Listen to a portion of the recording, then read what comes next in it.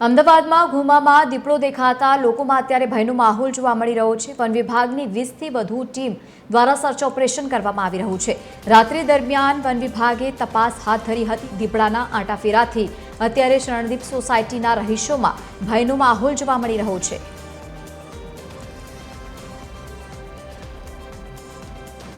વિસ્તારમાં આવેલી શરણદીપ સોસાયટીમાં જે પ્રમાણે દીપડો દેખાયો હતો અને રાત્રિ દરમિયાન પણ વન વિભાગ દ્વારા જે તમામ આસપાસના જે વિસ્તારો જે છે ત્યાં તપાસ કરવામાં આવી હતી, પરંતુ હજી સુધી જે દીપડો જે છે મળ્યો નથી। પરંતુ જે સોસાયટીના જે રહીશો છે તે લોકોને ક્યાંક હજી પણ ડરનો માહોલ છે, કારણ કે જ્યાર સુધી દીપડો મળે નહીં છતાંય કારણ કે આ સોસાયટીમાં જોવા મળ્યો છે તો લોકોમાં ક્યાંક ડરનો માહોલ જે છે એ જોવા મળી રહ્યો છે। ત્યારે આપણી સાથે સોસાયટીના રહીશો છે, એમની સાથે જ વાત કરીશું। સર, जिस तरह से दीपड़ा जो दिखा है और उसके बाद अभी भी वन विभाग द्वारा जो आसपास का जो विस्तार है वहाँ पर चेकिंग किया जा रहा है, पर मिला नहीं है अभी तक। तो कहीं ये ऐसा बोला जाता है अभी तो मॉर्निंग के टाइम पे इधर पे वॉक करने आते हैं, पर अभी कहीं डर का माहौल है। नहीं, देखिए, फॉरेस्ट डिपार्टमेंट और कल मेयर जैसे आए थे तो उन्होंने सभी ने मतलब सचेत किया कि भाई एकदम केयरफुल रहने का, और उन्होंने गाइडलाइंस भी दी है फॉरेस्ट ने कि भाई शाम के टाइम खास नहीं निकले, बच्चे नहीं निकले, बूढ़े नहीं निकले, जब ज़रूरत पड़ेगी तो ही निकले, और साथ में एक डंडा लेके निकले। और दूसरी एक बात है कि पूरा डर का माहौल था। मॉर्निंग में हम डेली नॉर्मली यहाँ पे बहुत सारे वॉक करते रहते हैं, तो वो अभी तक हमने स्किप कर दिया। और शाम के टाइम भी जल्दी, मतलब कल जैसे थे रात के टाइम बहुत जल्दी घर पे सभी लोग चले गए थे। फॉरेस्ट के ऑफिशियल पूरे रात भर यहीं पे रुके हुए थे। उन्होंने पूरे मतलब प्रिकॉशन जितने भी लेने हैं उन्होंने सभी कुछ लिया। वी आर एक्सपेक्टिंग कि भाई जितना जल्दी हो ताकि डर का माहौल सभी के यहाँ से निकल जाए। बिल्कुल, यहाँ पर तो रात को ही एक बार दिखा था, उसके बाद तो वो दिखा नहीं है, लेकिन रात के दरमियान फॉरेस्ट विभाग द्वारा पूरी सोसाइटी में चेक इन किया गया था।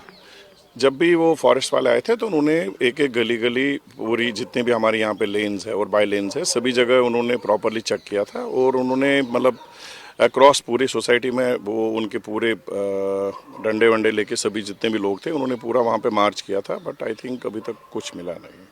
तो बिल्कुल थी। तो जे प्रमाणे વાત કરવામાં આવે તો જે શરણદીપ સોસાયટીમાં જ્યારે દીપડો દેખાયા બાદ જે આસપાસના વિસ્તારોમાં 22થી વધુ જે વન્ય વિભાગની જે ટીમો જે છે ત્યારે ચેકિંગ હાથ ધરવામાં આવી રહ્યો છે, પરંતુ હજી સુધી જે દીપડો જે છે મળ્યો નથી।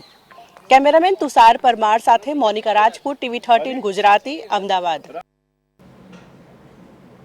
તો હવે વાત કરીએ વિસ્ફોટક ફેક્ટરીઓની।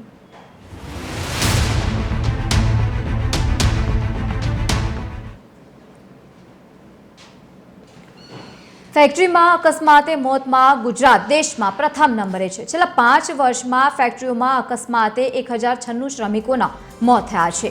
કેન્દ્રના શ્રમ અને રોજગાર મંત્રાલયના ચોંકાવનારા આંકડાઓ સામે આવ્યા છે।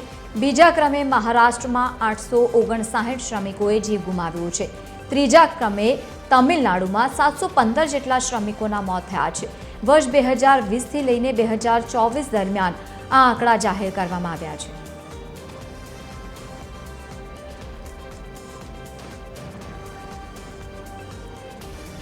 વધુ માહિતી સાથે સંવાદદાતા મોનિકા રાજપૂત આપણી સાથે લાઈવ જોડાયા છે। મોનિકા, જે પ્રમાણે આંકડાઓ સામે આવ્યા છે ખૂબ જ ચોંકાવનારા છે। જે રાજ્યભરમાં ઘટના બની રહી છે અલગ અલગ દેશમાં આપણે જ્યારે વાત કરીએ રાજ્ય એમાં પ્રથમ છે પણ ગુજરાત।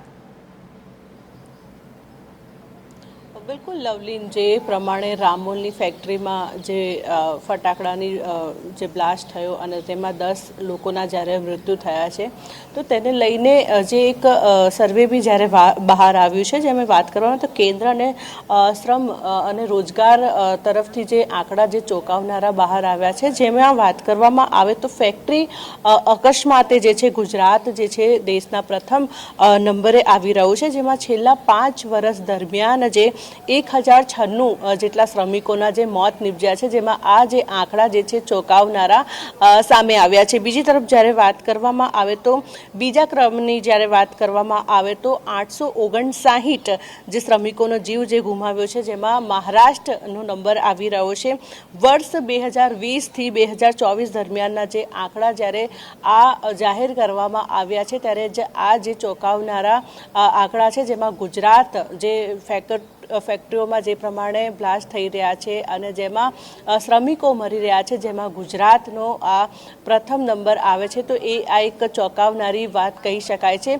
બીજી તરફ આપણા જે રામોલની પણ જ્યારે વાત કરવામાં આવે તો જે રામોલ ફેક્ટરીમાં પણ જ્યારે ફટાકડા ફેક્ટરીમાં જ્યારે બ્લાસ્ટ થયો તો તેમાં પણ 10 લોકોએ જીવ ગુમાવ્યા છે અને હાલ જે તમામ જે આરોપીઓ જે છે તે લોકોને પણ રિમાન્ડ માંગવામાં આવ્યા છે અને રિમાન્ડ મંજૂર કરાયા છે અને હજી પૂછપરછ કરવામાં આવી રહી છે. પરંતુ જે પ્રમાણે સર્વે કરવામાં આવ્યું છે અને જે શ્રમ અને રોજગાર વિભાગ દ્વારા જે આંકડા સામે જે આવ્યા છે તે ખૂબ જ ચોંકાવનારા છે. લવલી. બિલકુલ મોનિકા, આભાર સમગ્ર માહિતી સાથે જોડાવા બદલ.